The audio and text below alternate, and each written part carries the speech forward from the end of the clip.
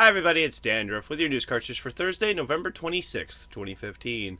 Happy Thanksgiving to all my American viewers. League of Legends is going to start punishing toxic players, but don't worry, people won't abuse the living hell out of this at all. No, that won't happen. Also, Pokemon Picross comes out a week from today on December 3rd. It's free to play, and it's probably going to cause me to pick up my 3DS again. Find out what's in store on today's news cartridge.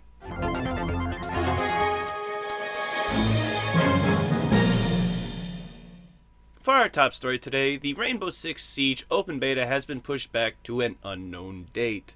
Ubisoft has apparently been having issue with their matchmaking server. Gamers are reporting extremely high queue times and disconnection problems across all platforms. During the closed beta, they were also having the same problems with as well as problems with key activation, leading Ubisoft to extend the play time, making the length of the closed beta available for 10 days when it was previously planned for 4. They really don't have that option this time, though. Siege is set to release on Tuesday, December 1st, and delaying it really doesn't seem possible because they were only planning on having it run till Sunday anyway. Are they going to have one more day? This all happened yesterday, and Ubisoft that there should be an announcement by 10 a.m. today, which is after the writing and recording of this episode. Stay tuned for more information.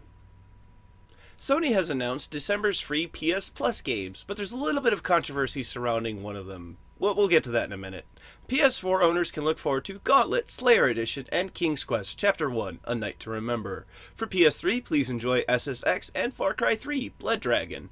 PS Vita will receive Freedom Wars and Rocket Birds.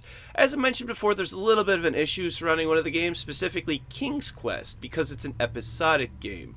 Once you download it, you'll have the option to buy the Season Pass, which will allow you to play the other chapters in the game. However, in doing so, it will make you ineligible to purchase the complete collection, which contains an additional chapter of the game, the prologue. So your choices are this: free game, and if you like it, you'll never be able to see the whole thing unless you take a bunch of extra steps, or you can buy it and have all the chapters, but be aware that before when you download it, if episodic games aren't your thing, then maybe picking it up for free and forgoing the extra chapter isn't so bad.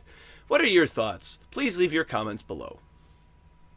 For the first time ever, FEZ will be available in a physical edition. For today's quick spot, lo and behold, this magnificent red canvas and gold foil inlay hardcover book containing a DRM-free PC and Mac code, as well as the original soundtrack. Only 500 copies will be printed, and they will sell for $100 each. But if you're a fan of the game, you'll probably think it's worth it. Also available is the soundtrack printed on gold translucent vinyl records. That is not in limited quantities and is only $30. See the description for details.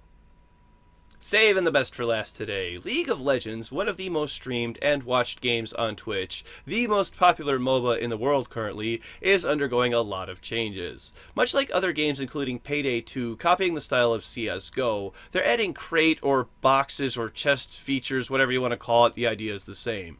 It's a random chance at loot as a reward, and the ability to buy more chances of this loot with real currency. Microtransactions at their finest. Yep.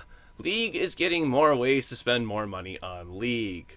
You will be rewarded with keys or key fragments at the end of each match depending on your performance. Riot is very aware of the social issues that their players face, with other players intentionally feeding in order to throw a game, or just generally acting nasty, hurling insults like they think it's helping. So in order to deal with this problem, Riot has decided to implement a system whereby if a player is deemed toxic, they will not be entitled to any of this new loot. Jeffrey Lynn of Polygon said that it's a new carrot for playing with both friends and for being a positive player in the game. But if I know the internet, if you don't have your carrot stick thought out well enough, they will figure out a way to take the stick, eat the carrot, then start whipping you with your own stick.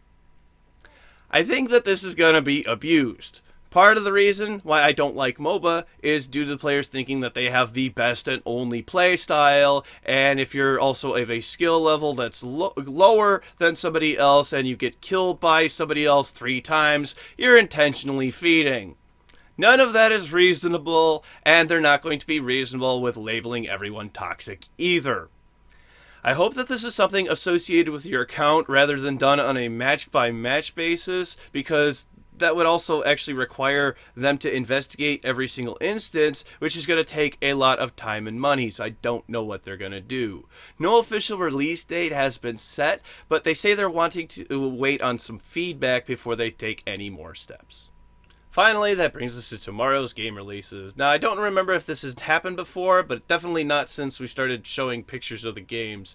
Only one game to be released tomorrow, and that is for PC, Door to Door. Thank you very much, everybody. This has been News Cartridge. I am Dandruff. Enjoy your turkey. And in real life, if you're robbing a building and you see a guard, you go the other way. In a video game, it means you're going the right direction.